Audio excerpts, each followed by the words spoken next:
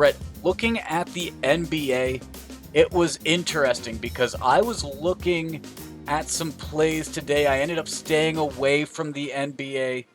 It's been it's been a weird little interesting start to the season, I'd say. Yeah, I mean, I think it's been entertaining. We had a big Brooklyn Nets Golden State Warrior game the other night. Golden Yes, we State did. blew out Brooklyn. That was an interesting result. We got Lakers Milwaukee on Wednesday night. Milwaukee was able to hold on there. Although it looks like LeBron is coming back on Friday for the Lakers, Higgins. So lots of good stuff to be keeping our eye on here. Which, by the way, LeBron in street clothes is allowed mid-game to walk to like half court. It's hysterical to me.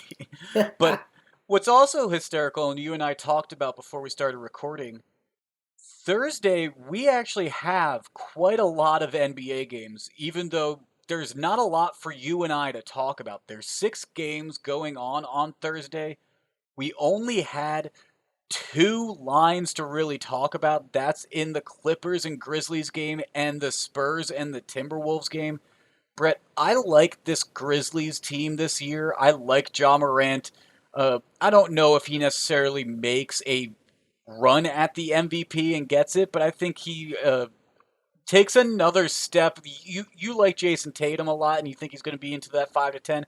I think Ja Morant's a step behind Jason Tatum and is kind of following right behind Tatum. He's a bit younger, but I think Ja Morant's absolutely going to be someone that's in that conversation as well.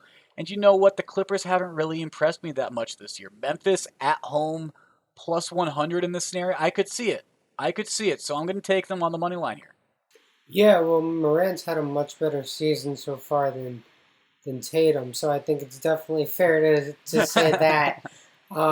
Look, Higgins, I think Steph Curry is the early favorite for MVP. I think if you want to take quote unquote stabs at other players, I would look at 2 players in this game, John Morant and Paul George. Paul George has been fantastic this year. Um, Clippers rotation right now, a little short. Someone to keep an eye on in Clipperland, BJ Boston. He's played much more like the top 5 recruit coming out of high school than the underwhelming freshman at Kentucky last year. But he's looked pretty good, and with the injuries to the Clippers lineup right now, he's been forced into the lineup in their last game. Had 13 points in about 20 minutes. So I just think the Clippers are an interesting team right now. That would be an interesting piece if he started figuring it out, Higgins. So um, I'm not in auto fade Clipper mode like you, but I respect you backing John Morant. Well, you did make an interesting point about the injuries that the Clippers are facing, and the Grizzlies, they are perfectly healthy right now. I mean, they're not really dealing with much. So, a healthy Grizzlies team at home midweek, I like it, especially with the Clippers on the East Coast. Fair enough. Higgins, the Timberwolves are playing a back to back against the San Antonio Spurs. Spurs, I just a team I think is kind of slightly better than the Timberwolves.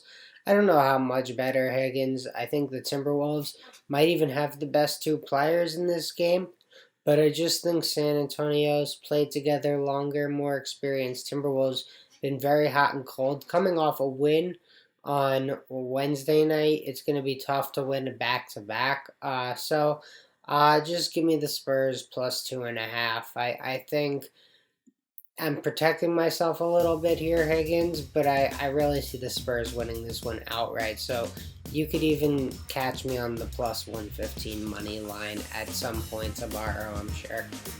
Okay, back to backs are always tough. This is at home in Minnesota, though, so it'll be interesting to see.